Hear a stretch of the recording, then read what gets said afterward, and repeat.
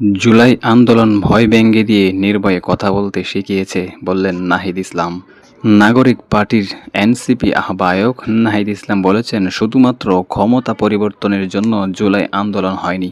এক দলের পরিবর্তে আরেক দলের ফ্যাসিস্ট হয়ে ওঠার জন্য রাজপথে ছাত্র জনতা রক্ত ঢেলে দেয়নি। বৈষম্যের অবসান করতে সকলেই আওয়াজ তুলুন। জুলাই আন্দোলন ভয় ভেঙে দিয়ে আমাদের নির্ভয়ে কথা বলতে শিখিয়েছে। জুলাই গণ অভ্যুত্থানে অংশ নেওয়া মানুষের কথা শুনতে জুলাই জুড়ে দেশের সব জেলায় মাসব্যাপী দেশ গড়তে জুলাই পদযাত্রা কর্মসূচি উদ্বোধনী অনুষ্ঠানে তিনি এসব কথা বলেন। মঙ্গলবার ১ জুলাই বিকেলে গাইবান্ধা পৌর পার্কের শহীদ মিনার চত্বরে সমাবেশে নাহিদ ইসলাম আরও বলেন, জুলাই আন্দোলনে নতুন দেশ হয়েছে, কিন্তু দেশ গঠন হয়নি। গাইবান্ধা থেকে সেই দেশ গঠনের যাত্রা শুরু হলো।